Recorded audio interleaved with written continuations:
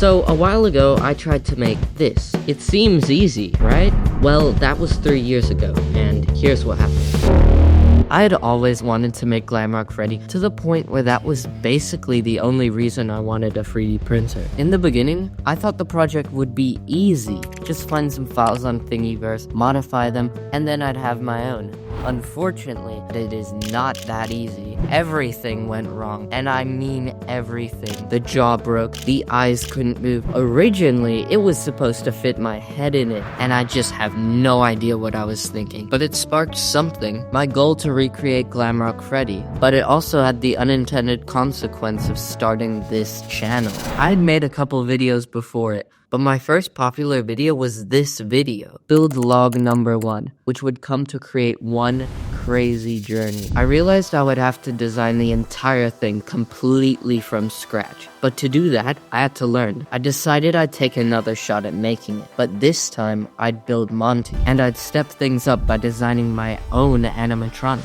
and it went okay. Just kidding. It looks like I made these files on a microwave, and it might have gone better if I had, because I ended up using something a lot worse, Tinkercad, which I am only now realizing had a polygon limit, which would probably explain why my models came out like this. But this time, I had learned from my mistakes, and I would take my last shot at building Glamrock Freddy. So I started designing Freddy, this time not in Tinkercad, but in Blender, where I could get high poly files that didn't look like they were ripped out of a PS2 game. So I found some files, modified them, cut them up, and started to print them. And I'm halfway done with the models when the single worst thing happens. My printer just stopped working.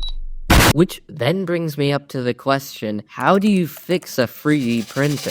I did the logical move and looked up tutorials on YouTube, which kept telling me that the filament was clogging the extruder here. So I tried clearing the extruder, I tried replacing the nozzle, but still, nothing worked. 3 months later, I had packed up the printer and moved to the other side of the planet, and the printer was still broken. But I was at boarding school and there was nothing I could do. But I decided that I'd try. Clearly I couldn't fix it myself, so I tried finding a printer repair company, and surprisingly, I found one. I gave the printer to them to fix. They gave it back, and almost a year after the printer had broke, it was fixed. But just as one problem was solved, another came up. The eyes. How do you make animatronic eyes? No one tells you. So I'd have to design my own, and preferably better than last time. I decided to take the leap and just do it. And then I got distracted and ended up grinding Red Dead Redemption 2 story mode. I went to work over the course of maybe 100 hours, designing, prototyping, and more designing, and I finally did it. I cobbled together what some people call an okay design, but at this point, I'll take what I can get. Finally, the model was done, almost 2 years after I had the idea to make it. Now, painting, it's easy, right? Yes? Yes? I am not joking when I say it took me 3 months to paint this thing. 3 entire months for this one head. I mean, at the start, everything was fine. I 3D printed the files, but this time with more polygons because I was not going to make the same mistake 2 times in a row. Then I sanded it, and while it took a very long time, I expected it to, so I pretty quickly moved on to painting. And this is where the problems arose. First of all, I had to learn how to spray paint well because my track record was just criminal. Turns out the problem was I was holding the can too close to the project, so great, yeah? Learning opportunity. Well, when I tried painting this part in particular, there were cracks, and obviously I can't have that. So I smoothed it and painted it, and there were a few things to go back and gloss over. So I smoothed it again and painted it again, but again, there were these cracks in one of the headpieces. So I went over again and again and again, and then I figured it out. The cracks were forming because these 2 pieces hadn't been glued together properly, so they flexed and created the cracks. Just imagine if I never figured that out. I'd be stuck in an endless cycle of painting and sanding and painting until the universe collapsed on itself. So I glued it together and thought, this time, this time it's going to work out. And it did, sort of, if you don't look too closely.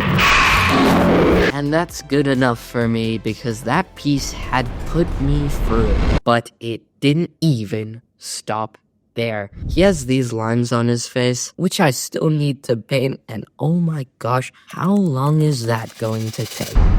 Well, it's been a couple weeks, and I have the answer. It took not that long. For once, I was seriously so tired of painting this project that I just rushed this part and it worked. So in the future, I'm rushing every project. And with the hardest step done, everything started falling into place.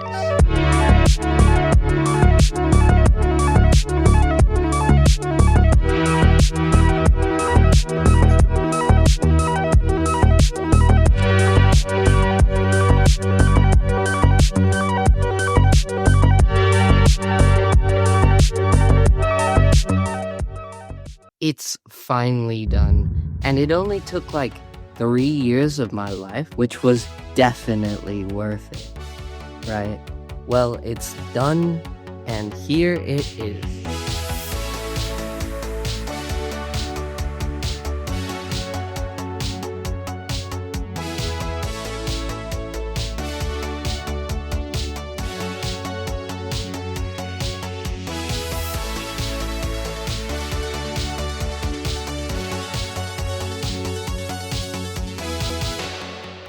You know, after 3 years of building this project, I think the biggest issue has been perfection.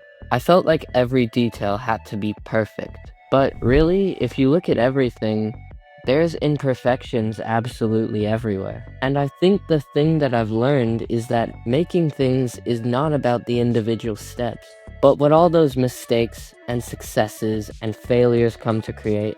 And I think looking at it that way makes it really awesome. Thanks for watching.